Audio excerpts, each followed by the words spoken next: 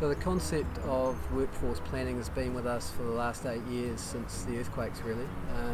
Post-earthquake we had a turnover of 9 of the 14 major regional sports organisations, which turned over in a leadership context probably in some cases up to 3 times. So we've been working at trying to sustain that leadership of regional sports organisations for 8 years.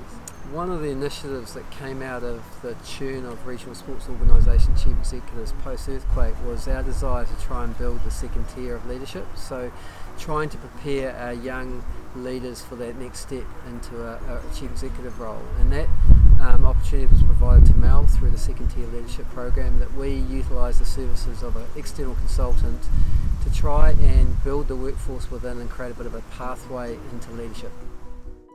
And then along came the workforce planning that Sport NZ led. So those two things came together, and we started on a bit of a journey around identifying critical roles. Some regional sports trusts went the volunteer way with critical roles. We made a decision that our workforce development would focus on those paid professional chief executives because they had the most strategic impact on participation in their local communities. Alongside that, our workforce planning really focused on growing and developing the talent within the sector, as well as moving forward, trying to make our sector appealing to other professionals within other sectors.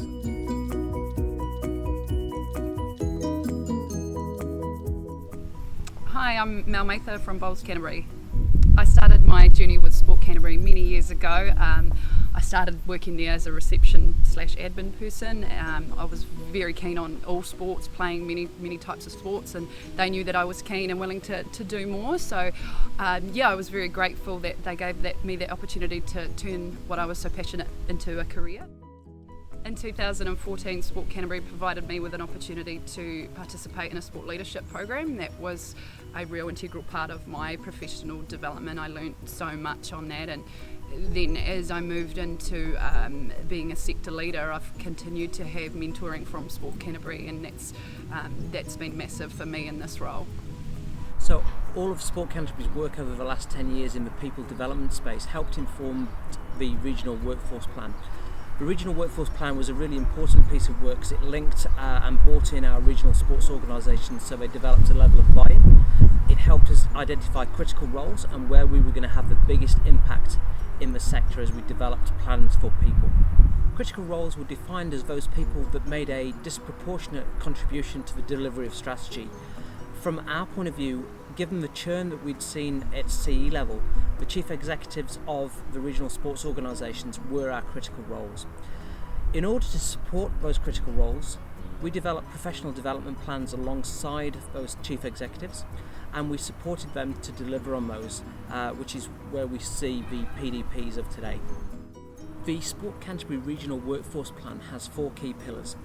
The planning episode makes sure that we're collaborative with our partners, so this isn't just a Sport Canterbury intervention, this is a sector-wide response to people planning. The second looks at how we recruit and how we bring quality people into our sector to contribute to sport and recreation. The third pillar looks at how we support their journey of learning and development to make sure our people are the best that they can be. And then the fourth pillar of the retention is how we keep them in sector and how we cater for their long-term contribution to sport. Mel's journey as one of the chief executives with a professional development plan highlights the impact that we're having across the sector, the need for continuations of people planning as we look to support those in critical role. This represents a start of the delivery phase of the workforce plan. We know that we're not going to keep our people, our leaders, forever, but to keep working to support their needs, their growth and their development, to strengthen the system of sport is going to be really important as we move through the maturity model of sport development. When Sport Canterbury approached me recently to talk about an opportunity for professional development, it gave me a chance to really look at myself as now a new CE and just what I specifically needed to work on. And for me, that was the sponsorship and marketing. That was an area that I needed help with. So did some professional development, went on some courses with that, put together a package. Just the last season for us that resulted in bringing in about $25,000 for our organisation. So that was a real positive and a really awesome learning that I took from that, which has also helped me in my confidence in putting these packages together for next time.